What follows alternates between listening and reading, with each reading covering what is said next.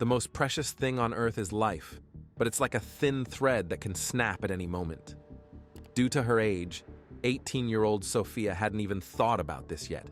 $220. That's the amount a criminal valued her life at. It was a typical teenage girl's bedroom. A comfortable bed with a soft mattress and lots of pillows, posters of favorite musicians on the walls, a photo of the room's owner hugging her friends. On the bookshelves, a bunch of trinkets, little angels, stuffed toys, a small bouquet of dried flowers, a closet stuffed with all sorts of clothes. Only a bright red dress was missing. This bedroom remained untouched for 2 years after Sophia's tragic death. Lourdes kept the room exactly as it was when her daughter was alive. When the mother went into dust, for a moment, it felt like her girl would soon return from school and the whole nightmare would dissipate. But sadly, that would never happen. Sophia Martinez was born on September 28, 1981, to Lourdes and Juan. She was the middle of 3 sisters. The Martinez family lived in El Paso, Texas, a city bordering Mexico. Sophia's mother, Lourdes, had come to America in search of a better life. She worked hard to create a stable and loving environment for her future children. Sophia had a very strong bond with her mother and sisters. Her older sister was a constant role model, while her younger sister, Mary Ann, was her best friend. Over time, her parents' relationship changed, and they divorced.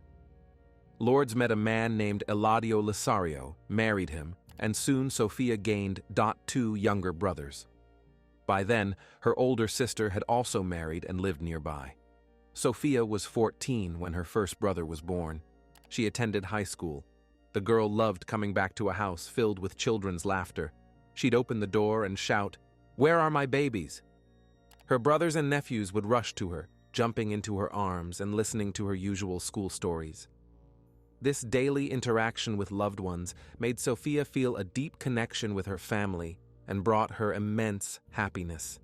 She cherished these moments above all else. The girl adored her family. The lively, love-filled home gave her a sense of safety and comfort. Lourdes was more than just a mother to Sophia. She was her confidant. Sophia shared secrets, dreams, and worries with her mom, knowing Lourdes would always listen patiently, offer support, and give wise advice. In 2000, Sophia was finishing high school. She had been working part-time at a local mall for a while, and the job allowed her to buy what she wanted: clothes, jewelry, makeup. But, like a typical teenager, Sophia dreamed of owning her own car. By her 18th birthday, she had saved enough money to buy a sporty, bright red Pontiac. It wasn't just a means of transportation. The car was a reflection of the girl's independence and a personal achievement. Sophia loved cruising around town in her red car. She took meticulous care of it, keeping the interior and windows spotless. She wanted the car to stay in good condition for as long as possible. She loved driving to classes with the sunroof open, letting the wind tousle her hair. Only a few months remained until high school graduation. Sophia eagerly awaited prom night. She and her classmates had already taken photos for the yearbook, and with each passing day, they felt the approach of a new chapter in their lives. Sophia planned to enroll at the University of Texas at El Paso to become a history teacher. Teaching wasn't just a job for her. It was her calling, a way for the girl to make the world a better place. Determined and ambitious, Sophia was already saving money to pay for college herself. In her free time, the future student hung out with friends. She didn't have a steady boyfriend yet, but she enjoyed going on dates. One of Sophia's co-workers decided to set her up with a friend. It was supposed to be a blind date. The young man suggested they meet as a trio at a popular nightclub in El Paso. In reality, the venue was known among the LGBTQ community, but it was one of the few places Sophia could get into, considering she wasn't yet 21. The club had a special area for visitors 18 and older, so Sophia agreed to the blind date, scheduled for Friday, March 10, 2000. The upcoming meeting meant a lot to her because she had long dreamed of having a steady boyfriend. Sophia carefully chose the outfit she'd wear to impress the guy, styled her hair, applied makeup, then wiped it off and started over, thinking her eyeliner wasn't quite even. That evening, Sophia wanted to shine. Her mom, Lourdes, and younger sister, Mary Ann, shared her excitement. Sophia tried on dresses, showing them to her mom and sister and listening to their comments. Then she'd change again, finding some flaw in herself. In the end, they unanimously chose a beautiful, bright red dress. Sophia looked stunning in it. She wished her younger brothers good night, kissed her mom and sister goodbye, and happily ran out the front door to her red Pontiac.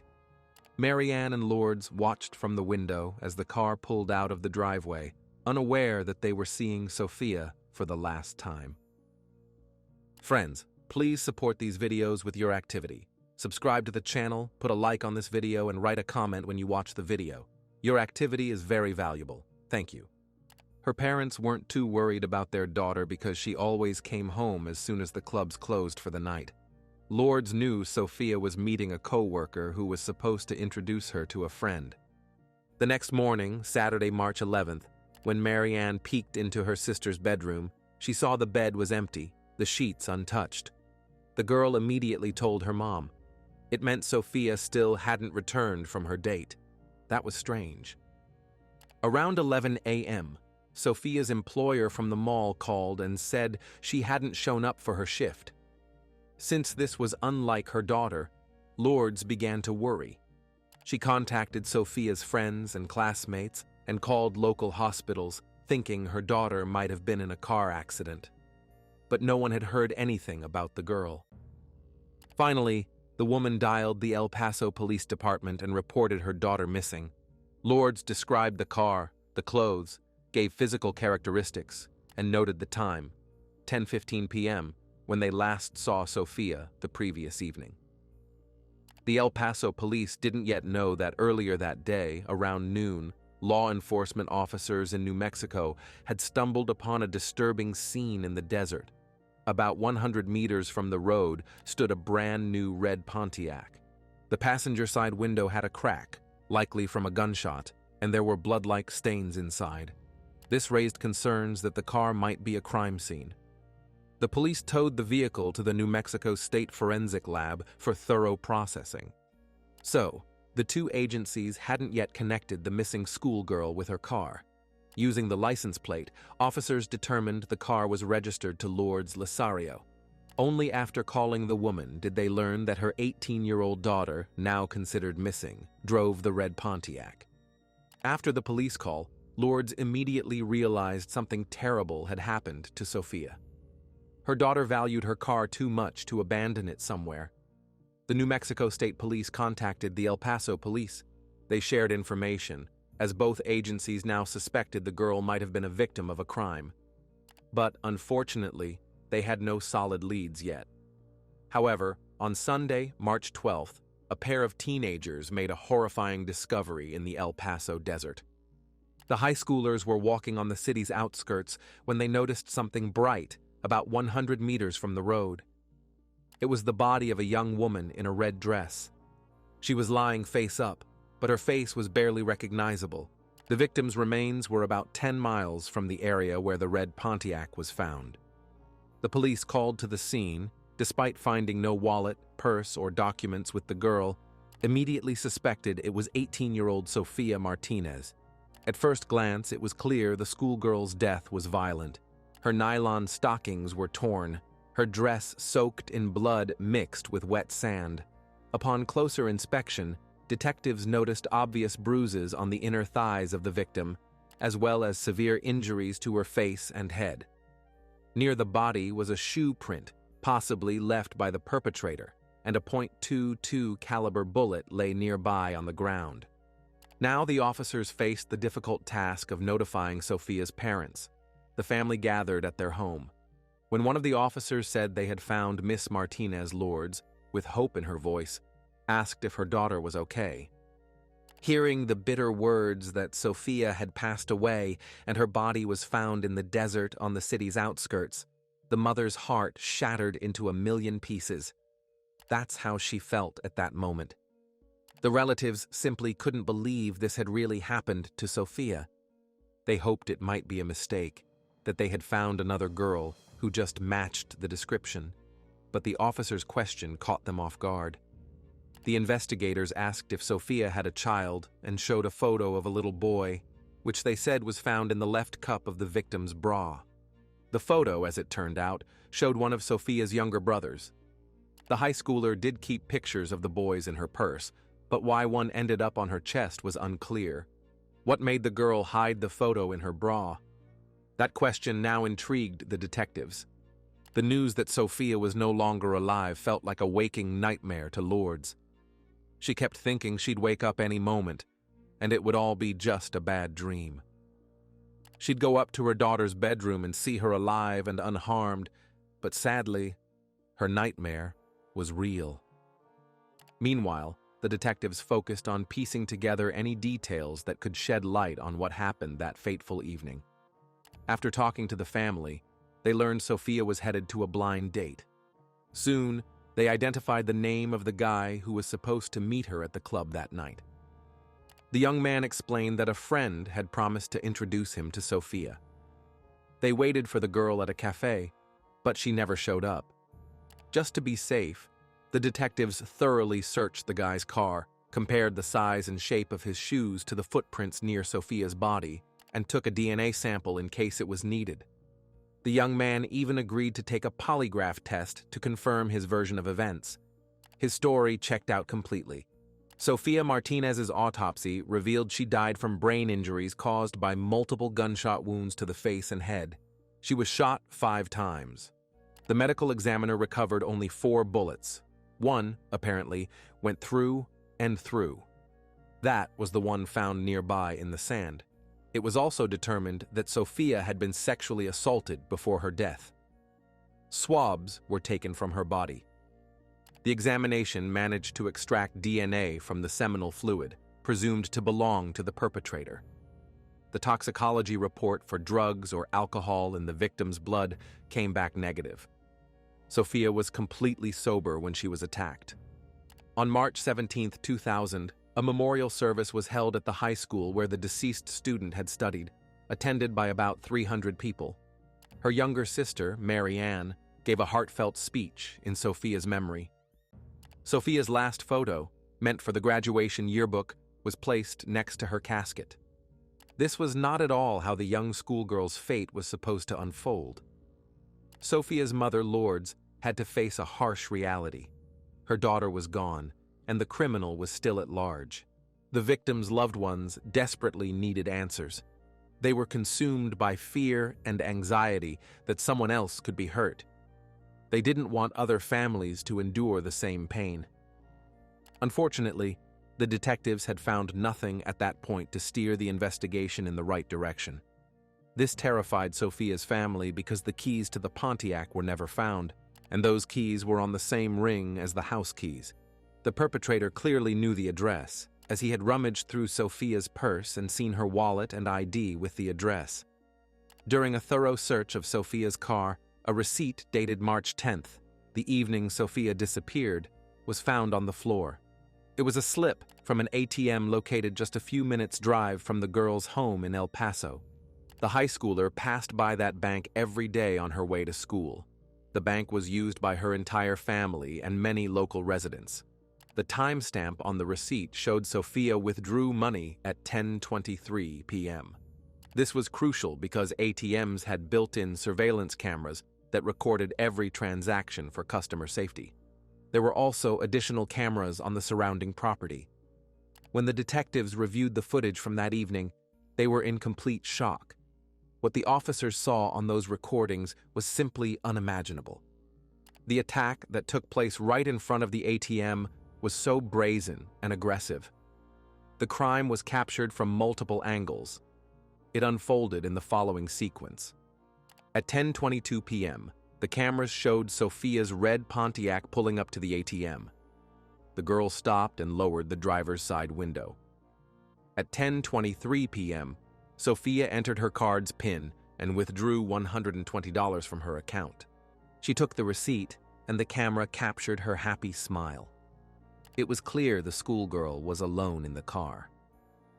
After putting the cash in her wallet, Sophia buckled her seatbelt, pulled out her lipstick, touched up her lips in the mirror, and then fixed her hair. She wanted to look perfect for her date. At that point, she had about a 10-minute drive to the club. But 2 minutes after Sophia pulled up to the ATM, and before she could drive off, the investigators saw a chilling scene. At 10:24 p.m., a man dressed all in black appeared on the footage. He approached the car from behind, and Sophia didn't notice him.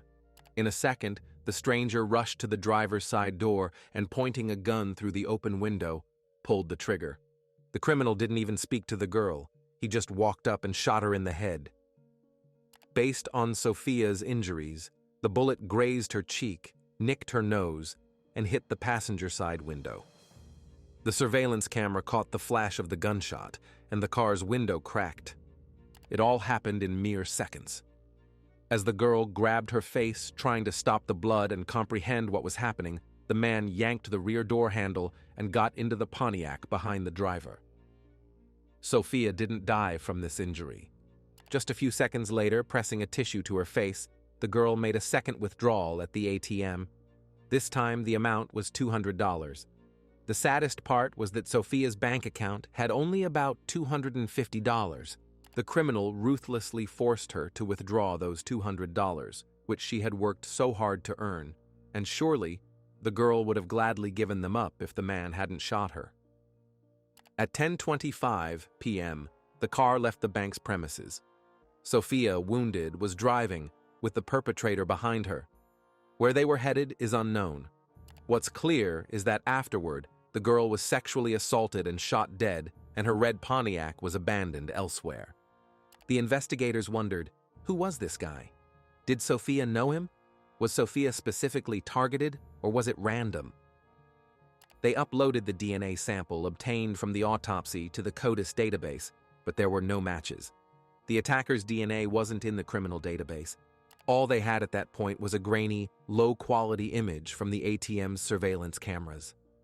Through the media, the police released a description of the suspect: a white male, slim-build, about 5'8", tall, possibly with facial hair. The investigators had to publicize the ATM surveillance footage. The authorities appealed to the public to contact the police if anyone recognized the man.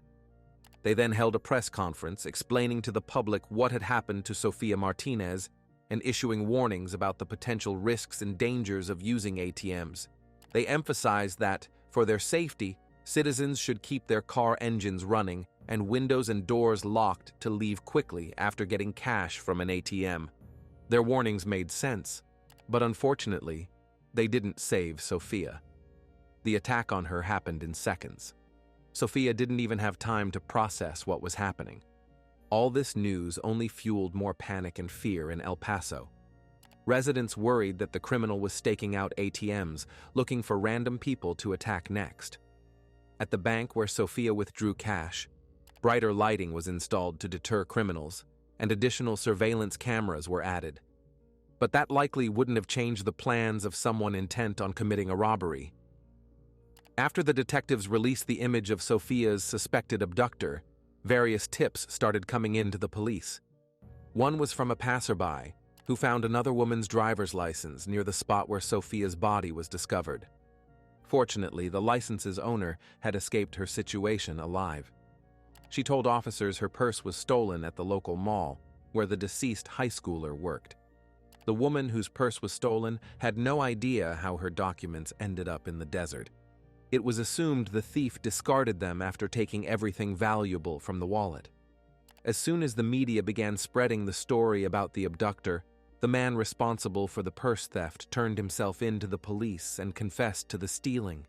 He was terrified that the detectives would eventually track him down. And worse, they might pin the murder on him.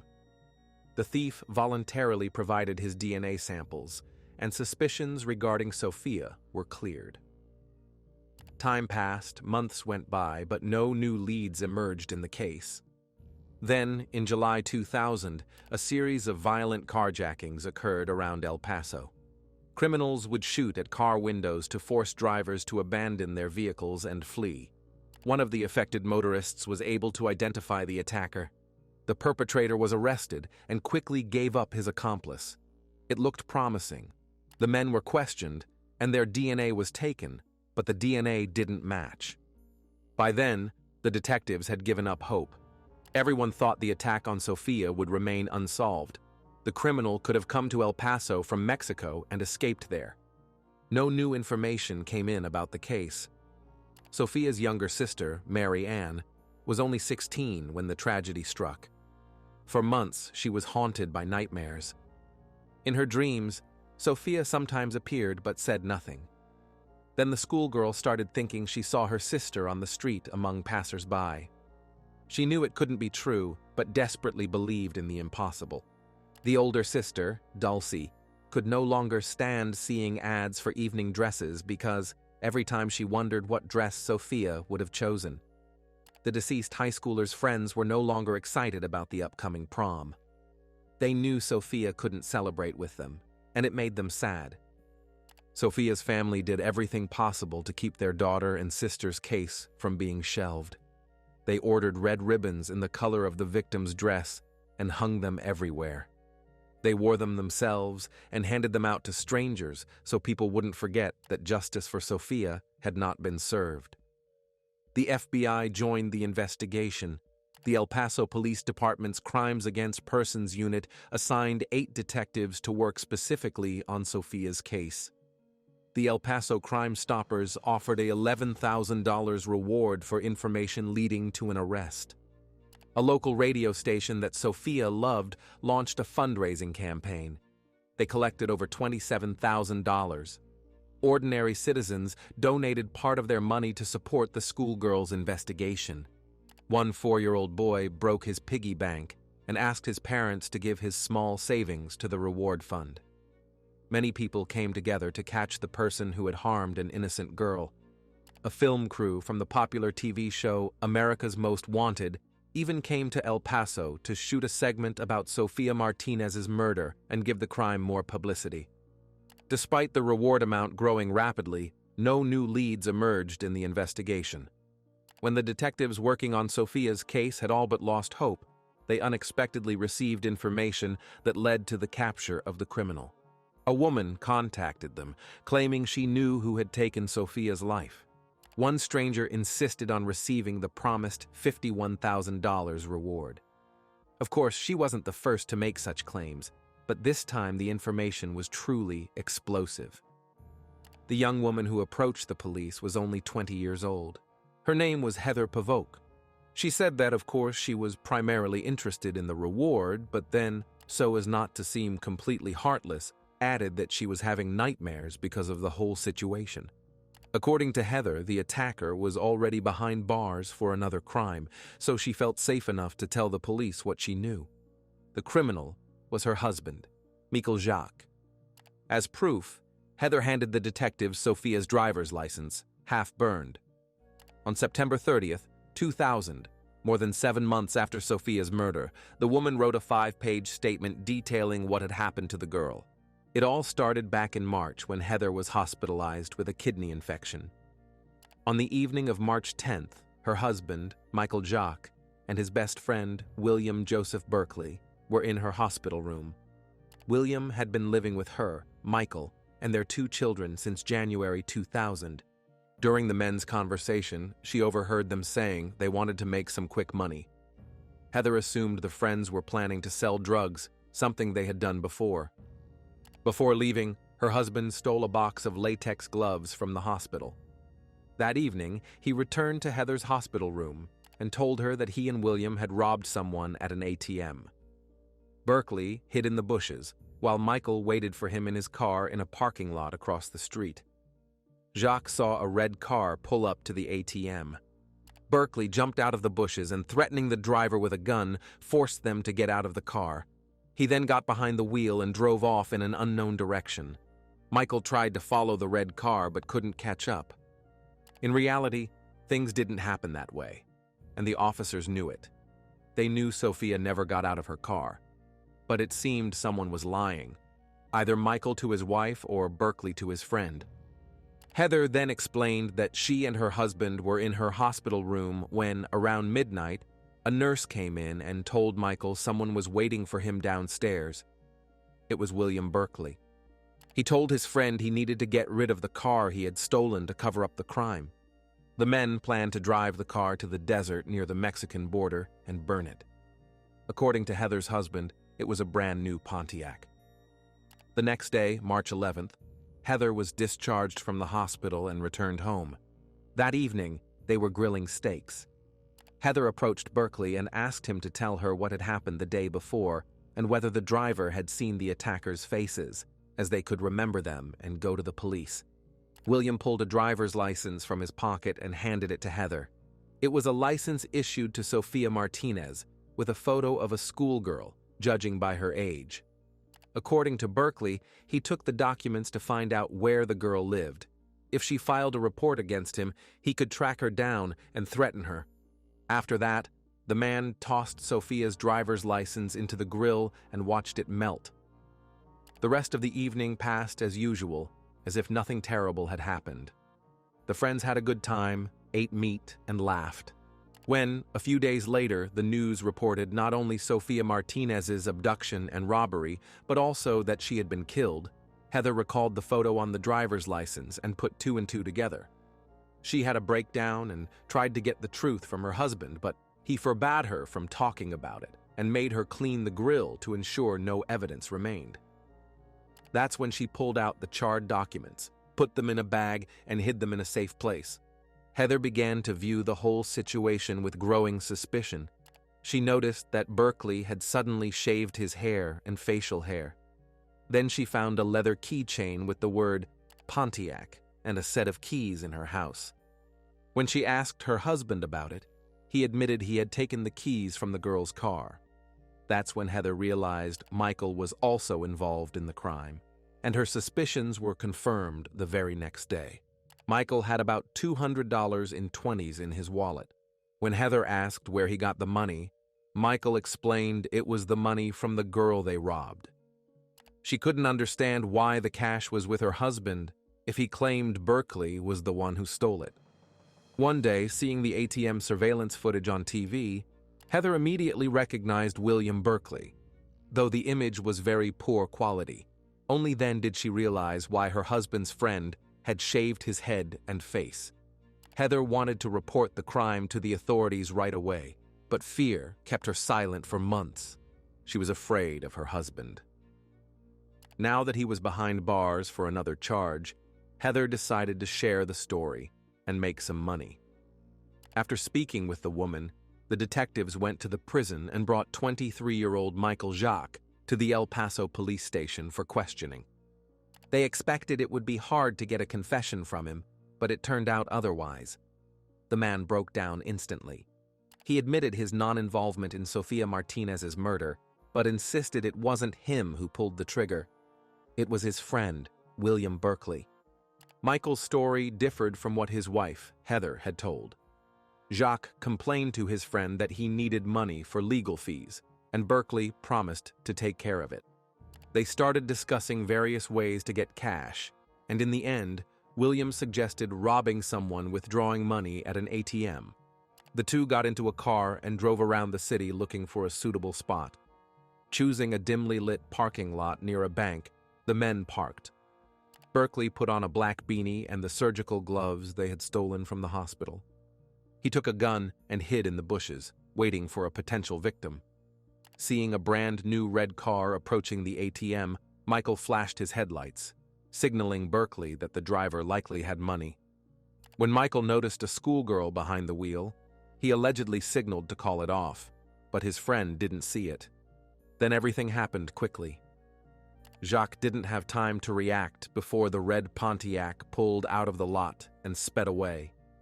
The man claimed he didn't see what happened. He waited for his friend a bit, but when he didn't show up, Michael simply returned to his wife at the hospital. That night, Berkeley showed up there and told him what happened at the ATM. According to William, he shot at the driver's side window to get inside the car. Then, threatening her with the gun, Berkeley demanded the girl withdraw as much cash as possible, but to his disappointment, she only had $200 on her card. Next, William forced Sophia to drive the car to a secluded spot. On the way, the girl begged her abductor to let her live and even offered sexual favors to Berkeley in exchange for her life. When they reached the desert, the man forced Sophia to get out of the car.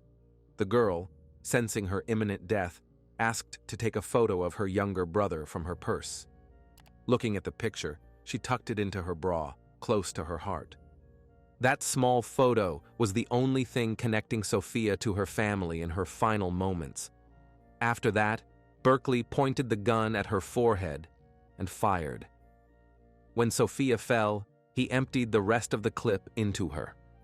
Michael Jacques finished his account of that night. When the detectives asked about the keys to Sophia's car, the young man explained that he had thrown them onto the roof of his house. At first, he wanted to keep them as a trophy, but after seeing the news on TV, he panicked and got rid of the keychain in that odd way. After the interrogation, Michael was returned to prison, and on the roof of his house, they indeed found a set of keys that fit the lock on the victim's car. So, Jacques' story was partly true. The detectives then checked the background of 21-year-old William Joseph Berkeley, Michael's best friend, who allegedly killed Sophia. Berkeley was born in Germany. His family moved to El Paso when he was in 4th grade. William was expelled from school for beating up a female classmate. Berkeley had no criminal record, but co-workers often complained about his rude behavior toward clients. His boss repeatedly warned him, but William ignored it. Berkeley also constantly showed disrespect to other employees, his mother and his ex-girlfriend. At the same time, he often bragged or joked about his violent acts. He told stories about how he once beat a man with a brick because the guy owed him money. Another time, Berkeley stabbed his girlfriend with a fork. In his opinion, the best way to vent anger was to empty a clip into someone's head, which is exactly what he did. His stories about himself only reinforced the image of a cruel person who disregarded social norms and was incapable of remorse. Lately, William had been unemployed and lived with his father or crashed at friends' houses. In 2000, he stayed with Michael and Heather. People who knew him closely thought he wasn't capable of violence. But, as it turned out, they were wrong. On October 1st, 2000, a team of operatives from the El Paso Police Department conducted a raid to arrest Berkeley at his parents' house. They found the young man hiding in a back bedroom. They took him into custody and questioned him about his involvement in Sophia's murder. William didn't go into details. His account was brief. He needed money, went to an ATM, and robbed the first car he saw. His story didn't quite match Michael's, but Berkeley admitted he was the one who took the girl's life. When asked why he did it, since he had already stolen her money, he explained that he always wanted to know what it felt like to take someone's life. Berkeley then claimed he had consensual sex with Sophia, and only afterward did he accidentally shoot her. It's hard to call a sexual encounter consensual when one partner is holding a gun. Perhaps the high schooler hoped to save her life, or maybe he simply forced himself on her. During a second interrogation, Berkeley told a completely different story. Now he claimed he was just the executor. His friend, Michael Jacques, had devised the robbery plan, pointed out which car to rob, and then ordered him to get rid of the girl. William even said he only shot her once and then ran off, certain Sophia wasn't dead. Allegedly, the girl was coming on to him with kisses, and he wanted to wrap things up quickly, so he accidentally pulled the trigger. The second interrogation lasted much longer. The suspect provided far more details about the crime than the first time, but according to him, he was innocent. The main organizer of the crime and murder was his friend Michael. While William was being questioned, investigators searched his parents' house and found several pieces of black clothing similar to what was seen on the surveillance footage, as well as a pair of black sneakers that perfectly matched the shoe print found near Sophia's body. On a nightstand in Berkeley's father's room, the detectives found a .22 caliber revolver. But most importantly, his DNA matched the sample from the perpetrator obtained during the victim's autopsy. After that, both William and Michael were charged with the murder of 18-year-old Sophia Martinez. When Marianne first saw the criminals who took her sister's life, she was shocked. In her mind, she had pictured a huge, terrifying man, but before her stood two skinny, short-looking young men. While in custody, William tried to raise money for his legal defense by selling some of his paintings. As it turned out, his artwork had been displayed at an El Paso museum. So, this guy could have found his calling in art and built his life entirely differently. But he chose a dark path. When the case went to trial, both young men recanted their statements. Nevertheless, in April 2002, William Berkeley was found guilty and sentenced to death by an El Paso County jury for the murder of Sophia Martinez. Throughout his time on death row, William insisted on his innocence and filed several appeals, but all were denied. In 2010, he was executed by lethal injection. Berkeley never expressed remorse for his crime. Michael Jacques, in November 2002, was also found guilty in Sophia's death and sentenced to life in prison. He must serve at least 40 years before being eligible for parole. Heather Pavoke, Michael Jacques' wife, eventually received the reward for providing the information. She divorced her husband as soon as he was locked up. However, her life didn't become happier.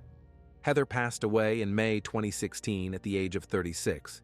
Sophia's younger brothers believed their sister had become an angel in heaven, watching over them from above and protecting them from any troubles.